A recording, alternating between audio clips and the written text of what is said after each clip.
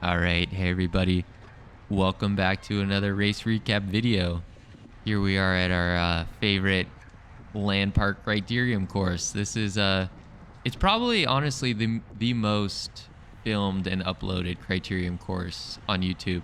I guess maybe Alviso, but we race here twice in NorCal, so sorry for the repetitive nature, but if you haven't seen it, go back and check out my first time racing here this year, because I had a nice little biff with Jeff from NorCal Cycling Videos. So yeah, that I know that's probably how a lot of you found my channel, but here we are again for round 2, and we're gonna take on Linder Corner. That's what we were all calling it.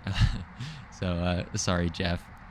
But to hopefully stand out, I guess, a little bit from the crowd, I wanted to make things a little different this time. We're going to play a little chainless TV game show.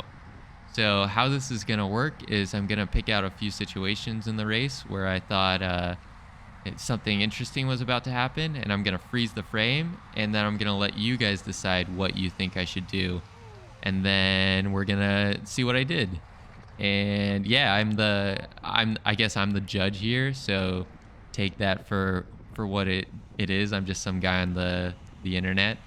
But yeah, if you don't agree with me in some of these situations, or if you do, let me know in the comments, because I always like to hear what you guys think. I know a lot of you are really on point with your strategy, and you all pick things out well.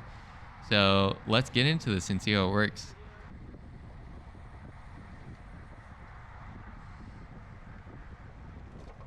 All right, so this isn't the first situation, but I just wanted to highlight this. You guys saw that in this race, there was a bunch of times where gaps would just randomly open. And I just wanted to show you, like, this was what I was dealing with. This was 14 minutes in, and I'm on my teammate's wheel, thank goodness. But yeah, he had to do a big effort to close that down for me, which was nice. I know I should mention that these situations are going to be presented like I am going for the field sprint. So I'm basically trying to save energy, sort of like I did in my last video. But yeah, that's how this is going to work. All right, I guess we'll treat this as the first scenario. So backstory is we're about 19 minutes in, and this is a preem lap. So I really like preems for some reason. I always like to go for preems, but that might not always be a wise decision. So I find myself on Drew, and he's putting in hard effort, and he's like 6'5" or something. He's huge. So let's pause it here. What do you think? Should I go for this preem or not?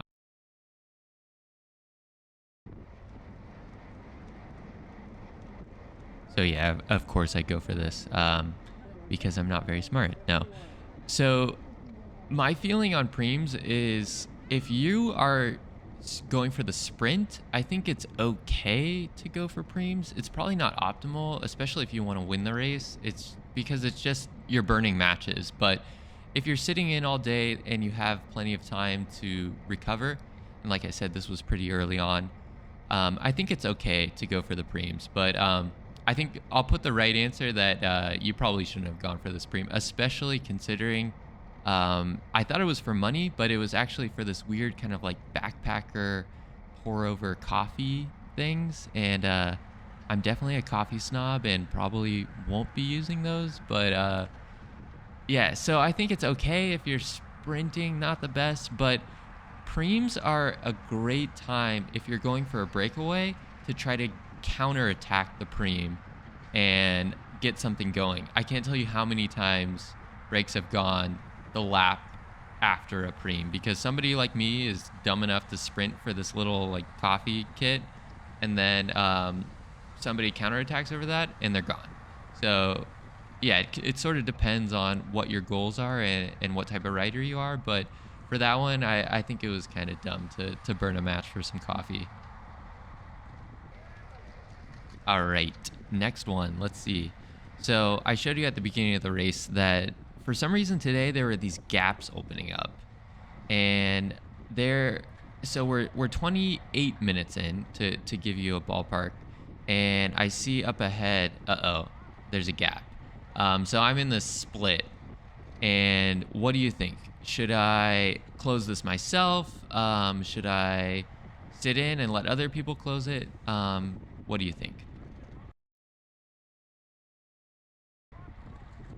So what do I do? I close this myself.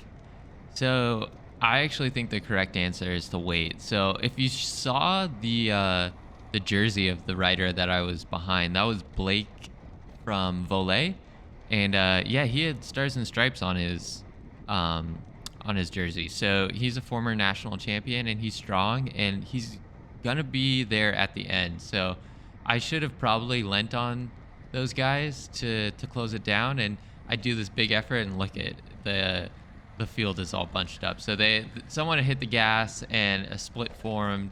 I freaked out and sprinted across and burned the match. And you can see it's actually like a pretty solid match because I'm at 190 beats per minute, and that's high for me. I don't know if my heart rate monitor was reading high. It kind of seemed like it was, but no matter what, it was a hard effort to do that. So I had teammates in that split, and it was huge, and it was only 30 minutes in. There was no reason I had to sprint across that and burn a match. So that's a match burn because of a preem, and a match burn because I was a little impatient and frustrated. I think I was a little, that was some rage watts there.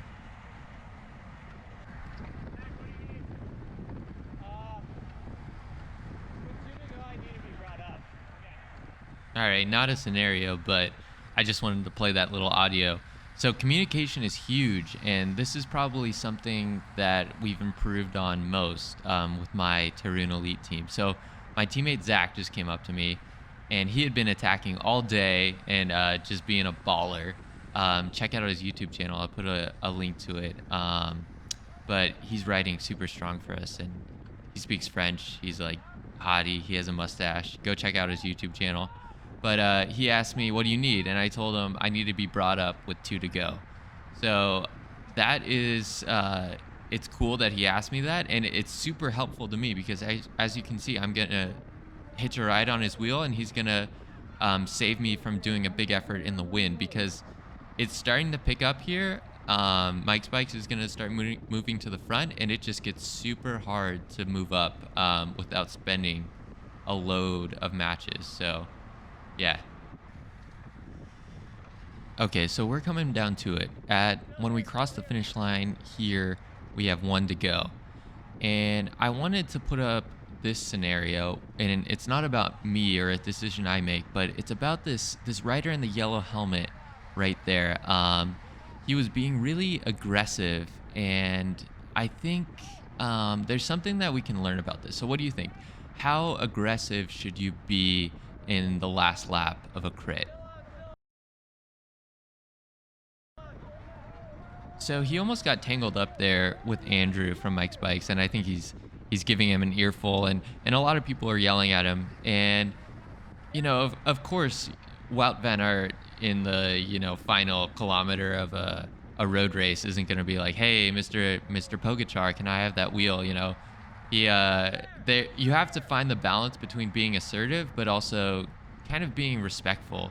And outside of that, I think a good saying to keep in mind is smooth is fast and smooth is energy efficient.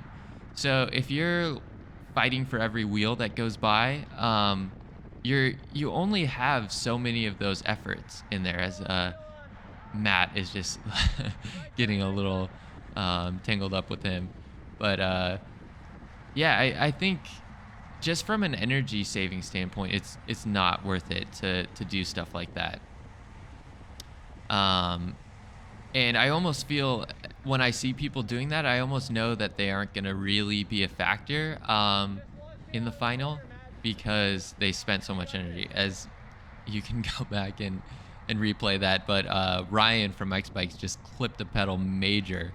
And yeah, we're coming into this finish, so I'm just gonna let it play, and we're gonna have one final scenario as I kind of just pop that guy with the yellow helmet out of the way. I come underneath him, And Matt starts his lead out, and this is just like amazing. We're going good. And Andrew, I take a shot from him as we're passing, but I get by, and we're coming through Linder Corner. Flashbacks, but yeah, we're okay. And now we have this it's like 350 or so to the line, and it's a headwind. And let's do this final scenario.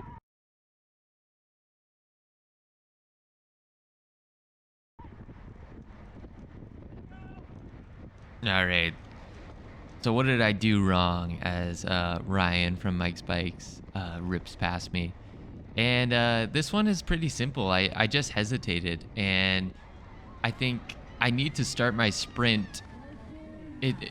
Matt always says this, and Matt is like the Jedi master of these sprint finishes, and he says you have to go before you want to. And I think with that one, I was just waiting too long. I wasn't trusting that I was going to be able to hold on in that headwind, and I paid for it because Ryan got the jump on me, and he got up to speed faster and was able to hold it. But yeah, super congratulations to him. Ryan is super strong. He's beat Peter Stetna and Levi Lightbeimer at gravel races and things. He's a super versatile rider, and definitely someone that we're going to have to look out for the rest of the season.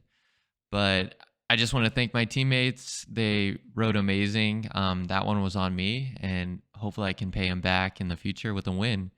But thank you all for watching. Let me know what you think of this format. I think I could do it a little better, but I appreciate you checking out the video, and we'll see you in the next one.